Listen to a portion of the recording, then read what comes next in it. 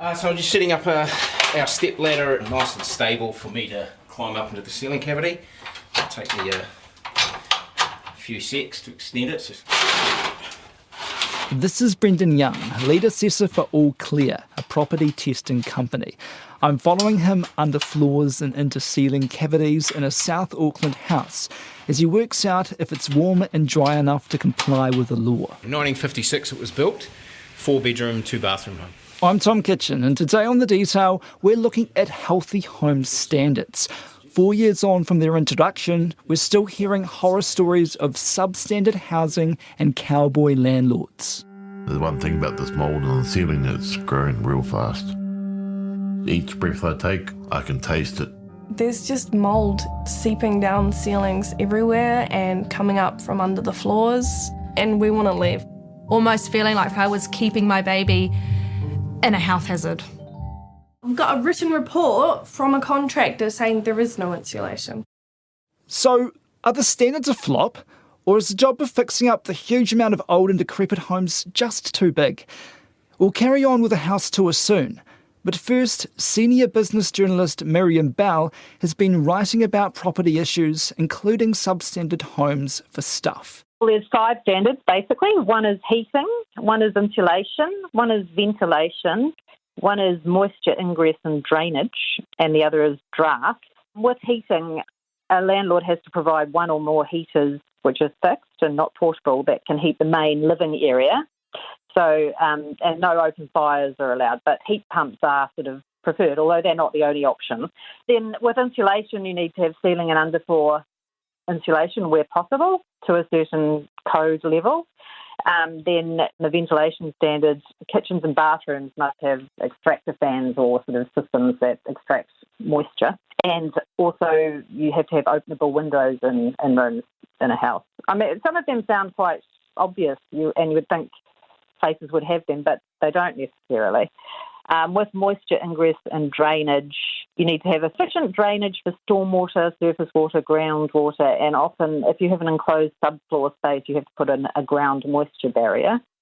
And then with draft, you can't have unreasonable gaps or holes in walls, ceilings, windows, etc., which cause noticeable drafts.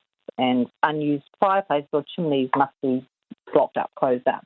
So that's a very, very broad, basic summary. OK, so now that we know that, let's go back to our South Auckland home to see how we go about ticking them off. Here's our assessor, Brendan, again, starting with insulation. Obviously, ceiling spaces is the main area of where we're going to check for our heating. And why? Because most of your heat is lost through your windows and your roof. If you don't have enough insulation in your ceiling cavity, then you're going to lose a lot of heat up through your ceiling and through the roof. Yeah. So that's going to be our first port of call when we're inside. We're going to check that insulation. So it's a matter of finding a ceiling cavity, so I'll have a quick look around and see if I can find one. What have we found, Brendan? So we just walk-in wardrobe. Shouldn't be too hard to get into. I'll just grab my ladder. All right. So obviously with our ceiling cavities, they're a little dark. So the idea is to have a handy torch, and headlamp's best because it leaves both of my hands free to climb. So we'll climb the ceiling hatch and we'll see what's up there.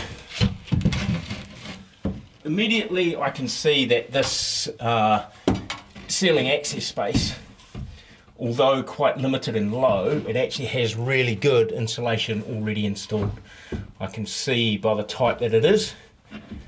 It's polyester insulation, and just my initial assessment straight away I can see that it's relatively thick. So knowing what this insulation is like, generally anywhere over 120 millimetres, this is going to meet the requirements for insulation for the standards. My next step is to go up, have a look in the ceiling space and take measurements of the insulation. So I've got to squeeze through a little ceiling hatch, which is probably about 500 mil by 400 mil, so they're not particularly large. And the ceiling height, the roof height, is probably only about 500 mil itself, so there's not a lot of room up here. Oh, but wow. I'll see if I can get up there and have a look. Good luck. Yeah, it doesn't look like I'm going too far. It's pretty limited space up here. Normally after this, I would go around and photograph all the rooms and measure the rooms for ventilation and stuff like that. Or do you just want to take me around a couple of rooms and just give me an example of what you do there? Yeah, sure. Describe to me what you're doing. Trying to get out. Trying to kick the journalist out of the way. Normally what we do is we would photograph and measure each of the rooms themselves. And that involves basically just taking a quick snapshot, context photo of the room, measuring the floor area of the room, all externally opening doors and windows that you can open to the exterior to let fresh air in. Their combined total area has to be 5% of the floor area. Okay, so if we have a look around here in this particular room, we've got a big sunny sliding door. Yep. A couple of smaller openable windows and also an openable window on a second wall. This would easily meet the ventilation requirements with this big sliding door. Do you have to check if the window's open at all? Yes. Yep. So the windows have to open to the exterior. So, for example, a glass pane on a sliding door, you have parts of it that don't open. We only count the openable areas, which will be the actual door itself and then the two windows which at the other end of the framing. Can we just check that the window's open and it's all working? Yep. Pretty easy, just open the window. It doesn't matter how wide it has to open, as long as it opens. And that's just to let fresh air into the room. We use a laser measurer because they're very, very accurate. And that will calculate the floor area for me. All right, what's our next step, Brendan? So next step after this, once we've got all the rooms measured up for ventilation, including the main living area, I'd check all the windows and doors for any draft stopping issues. How would you do that? We have a special tool which I have in the car. Aluminium framed windows are quite renowned for gaps if you've got things like the latch pads missing off the window frame. Or the aluminium frame itself is bent. So we can see just down here in the left hand corner of one of these windows there's quite a bit of a gap, and you can see that the window sits loose against the frame because the latch pad's missing. So we just use our tape measure and just measure that gap to ensure that it's more than 3 mil, which it is. It's probably close to 8 mil in terms of a gap. That would require draft stopping remediation. So that's just installing some draft strips, or they might need new sealants, or they'd have to replace the latch pads for the window to ensure that the window's closing properly. So that's not hellishly expensive. No, a couple of dollars I think they cost. Yeah, they're pretty cheap. Just a quick trip down to Bunnings, I think. You can buy draft strips there. I think they're about $10 for a packet, and I think they've got like 20 metres of draft strip or something like that. Yeah. The latch pads themselves for the window framing, I think they're easy to come by and they cost a couple of dollars each. Yeah, good. All right, what's the next step? After that would be the heating calculation. For a property of this age, with the type of insulation it has, I would expect a result sort of roughly around 6 kilowatts requirements for heating. Okay, and then so that means that what heating is needed? Anything that has either 6 kilowatts or more, that would be sufficient for heating. So in terms of this property itself, they've got a wood burner installed here. That wood burner on average will spit out 10 kilowatts of heat, depending on how much wood you're burning. So that would more than meet the requirements for this particular property in the Healthy Homes. Cool. What's your next step? Okay, so kitchens and bathrooms under the Healthy Homes regulations both require an extraction fan or extraction system that's drawing moist air to the exterior of the building. The requirements are they cannot vent into a ceiling cavity or into another space, such as another room or garage. Has to be venting outdoors. So one thing that we would check if we're looking at the kitchen, that we have a cooktop and that we have an extraction system installed above that cooktop. Now that could be in the form of a range hood such as this one, or it could be a box fan in the window, or it could be a ceiling fan in the ceiling. We have also seen ones that are mounted on bench tops and stuff like that. All of those are compliant systems as long as they vent to the exterior. So you just test them out, do you? Yep, we just come around, we turn it on. Hopefully this one's working, which it is. So part of this, while I'm in the ceiling cavity, would be to check the ducting for this to ensure that the ducting's intact. While we've also got that on, we would do a smoke test to check that the airflow is actually extracting to the exterior. And it's literally just lighting a smoke match and watching the smoke from the outside to make sure it's coming out the external vent. What I have here are smoke matches. It's literally just a match that's specially designed not to burn with flame. It just produces a whole lot of smoke. And all we do is we hold it underneath the ventilation system and we watch that smoke flow up through the ventilation system, and hopefully it comes out at the external vent. What I'm going to do is I'm going to get Adam to go and take a photo for me of the external vent. What did that look like, Adam? A lot of smoke going outside, which is good, so that's a positive test. All right, so that's looking at the fans. What else? So outside. So what we're looking for outside, we're checking the drainage system. Now, the drainage systems for properties include obviously the spouting system, the downpipes that are on the house, but it also includes what we see on the topography of the property as well, or the the land that's around the house itself.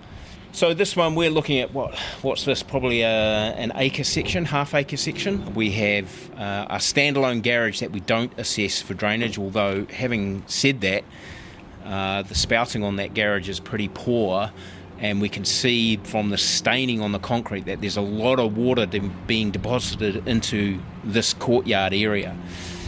Now, without a drain in place, this area here is going to flood if there's a significant rainfall, and that is actually an issue as well. Why? Because most of this water is going to flow back in under the house, and that's going to create that damp atmosphere under the house, which is what we don't want. So there has to be a drainage system, a suitable drainage system installed in this area here to remove that surface water away from the property.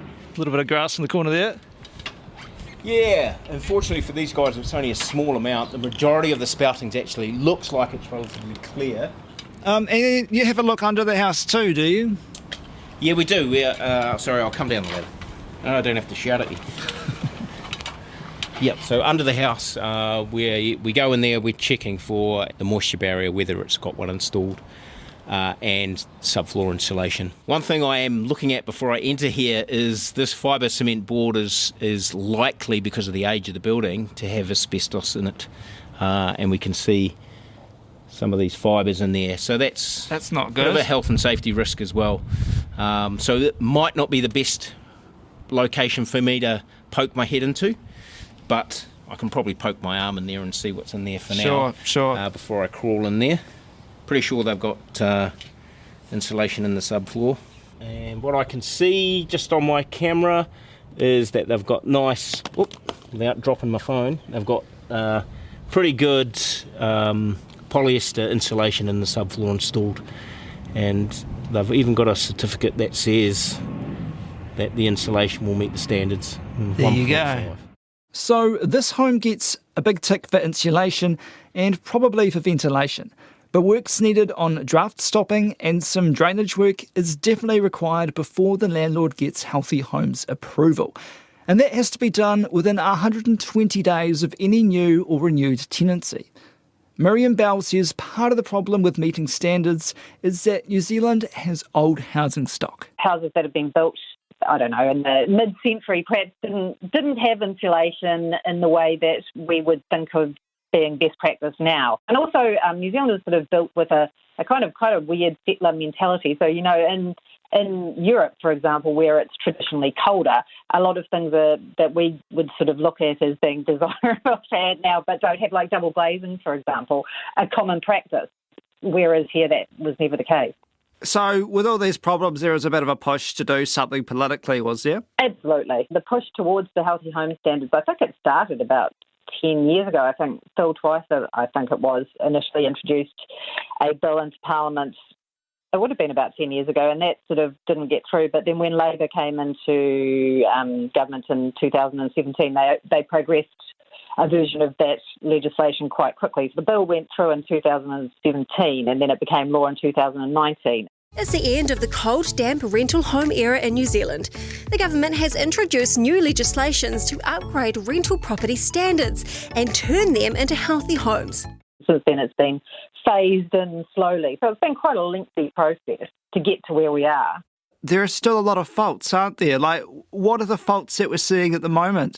A New Plymouth solo mum whose 3 kids are camping out in the living room to avoid their cold, damp and mouldy bedrooms is dismayed her rental passed a Healthy Homes inspection. This despite the property manager conceding the bedrooms need major renovations to bring them up to scratch. Well, I guess the problem would be is that, you know, it was a long process to get what they got through into law, if you like. And so they're essentially the bare minimum set of standards in the areas that they cover. They're not perfect in that sense. And within certain standards, there's also a lot of different levels and different sort of formulas and calculations and criteria that you need to meet. And that also can be difficult and confusing and not perfect for some properties. Some properties that are falling through the cracks in the legislation. Here's Adam Gordon, co-director of All Clear, talking about the exemptions to healthy homes. So probably the key exemptions that apply to all 5 categories, so there's 3. There's body corporate or partial ownership scenario. So that's obviously quite common in the big centres, where it's a body corporate or other partial ownership, so basically under the Unit Titles Act.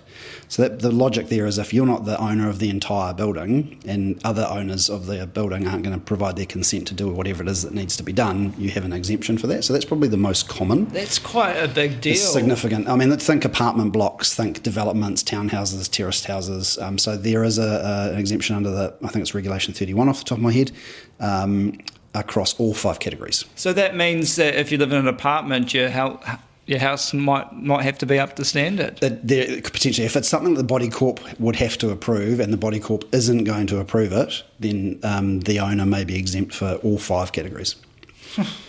And there are also exemptions for, say, demolitions or renovations?